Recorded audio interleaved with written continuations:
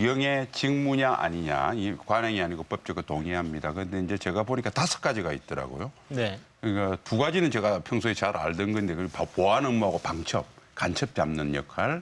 그다음에 군 관련 첩보 수집 이게 2개고 이제 3가지는 뭐 정보작전 방어태세는 좀 전문 분야 5가지가 있습니다. 근데 군 관련 첩보라는 게 뭐냐면 군에서 하게 돼 있는 모든 임무에 관련돼서는 기무사가 거기에 관련돼서 거기에서 뭐 어떤 상황이 조성이 되느냐 또 거기 정책 조언할 겁냐 이런 것들은 사실은 이게 적법하냐 아니냐 하는 것은 이항 군 관련 첩보에 군이 수행하게 돼 있는 법적으로 부여하는 계엄 업무에 관해서 거기에 대해서 스타디를 하는 것이 거기에서 방안을 염출해 보는 것이 기무사의 적법성이냐는 것은 말씀하신 대로 이것은 나중에 수사 현장에서 법리적 다툼을 하게 될 겁니다. 네. 그러나 이것을 단정적으로 월권이라고 지금 우리가 단정하기에는 네. 법리 검토를 해보지 않고 그거는 네. 조금 네. 앞서간다 싶고요. 그다음 또 하나는 여기 중요한 문제가 군의 계엄령 대상이 촛불 세력을 대상으로 한다고 지금 단정적으로 하고 있어요. 여기 보면 촛불 아니고 태극기로 되어 있습니다. 네. 그다음에 이게 중요한 문제가 있어요. 아까 그래서 제가 언급을 했는데 국회탈을 해서 박근혜 대통령에 도움이 된다고 그러면 이것은 이 상황입니다. 지금처럼 지난번에 2017년처럼 이게 인용이 되면 그때 촛불들 전부 다 전 국민이 환호했지 않습니까?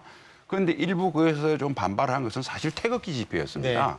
네. 이 사람들이 그날 아시겠지만 여러 가지 사상자도 나오고 문제를 일으켰잖아요. 다행히 경찰 크게 커지지도 않고 경찰이 잘 진압해서 조용히 넘어간 겁니다. 그러니까 사실은 이 문건이 그대로 시행된다면 예상되는 가장 가능성이 높은 것이 당시 분위기로 봐서 이제 국회가 250명이 했으니까 사실 인용될 가능성이 많았고 인용됐으면 태극기 세력들이 계엄을 요구하고 사실 폭력적으로 나온 건 솔직히 조금 태극기 세력이 가까웠습니다, 솔직히. 네. 그래서 이게 만일 됐을 때 군이 들어갈 가능성이 높은 거지. 그래서 이것을 군이 촛불 세력을 무슨 탄압을 하기 위해서 이 문건을 작성했다고 하는 것은 저는 너무 한정적으로 네, 이것을 자기적으로 본 것이다. 이렇게 보고 마지막 끝으로 한 가지 말씀드리겠습니다. 기회를 드리겠습니다. 마지막에 나중에 드리겠지만 요 선상에서 우리 다른 거 필요 없이요. 요 10페이지짜리 인터넷 다 올라와 있습니다. 저도 그래서 출력해 왔어요. 방송 한다고. 이 국민들 한번 보십시오. 이거 보고 이게 정말 어마어마한 실행 계획인가. 99% 그냥 법령 절차 설명해 놓고 계엄 임무하면 되게 이렇게 이런 부대가 들어갈 가능성이 있다. 이렇게 해놓은 건데 이게 엄청난 실행 계획인지 아닌지는 우리 국민들에게서 꼭 한번 보시고 알겠습니다. 판단해 주시면 네네. 저기 잠시만요. 정리를 좀 해야 될 것 같은데. 저도 하나만. 이 내용 왜 빼세요 그러면? 포함했죠. 여기 다 있어요. 보십시오. 이게 지금 34단 1개 여단은 1공수여단은 청와대. 그러니까 다시 이렇게 되면 처음 토론 주제를 24단 다시 2개 되돌아오는 서울 셈이 되는데요. 정보청사에. 요게 이 장군님. 국물이 있습니다 그대로. 요것도 같이 보라고 그러니까 아니 국민들이. 그러니까 이게 그렇게 만만치 않은 얘기예요. 네, 알겠습니다. 예. 알겠습니다. 지금 그럼 국민들이 판단하시겠죠. 네. 보시고. 또 기무사의 하나만. 딱 아니, 하나만. 제가 발언기를 드리겠습니다. 예. 지금 기무사의 계엄령 문건과 관련해서는 두 분은 구체적 실행 계획이라는 판단이시고요. 이거는 그렇지 않다. 있을 수 있는 정상적 검토 문건이다라는 건데 다만 이 문건을 작성한 기무사가 월권이냐와 관련해서는 두 분은 명백하게 월권이라고 말씀하시고 두 분은 따져봐야 된다.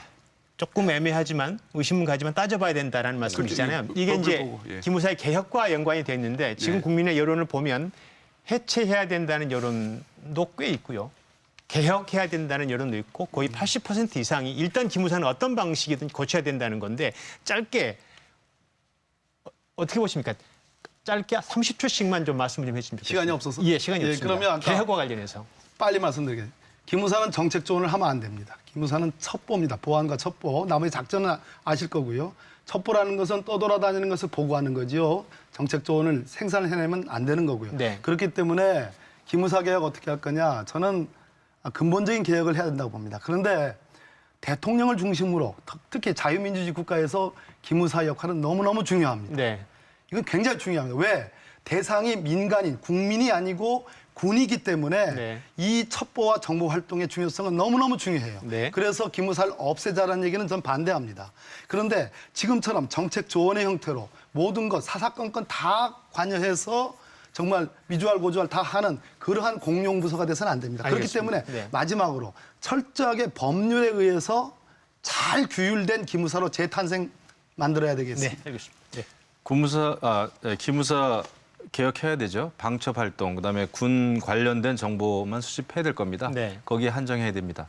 기무사가 정치 활동한다든지 민간인 사찰한다든지 이거야말로 꿈도 꿔서는 안 되고 생각해서는 안 될 일이죠. 다만 그 문제와 이번 기무사 이 문건을 가지고 쿠데타 음모, 내란 음모 이야기하는 것은 정말 너무 많이 나간 얘기다.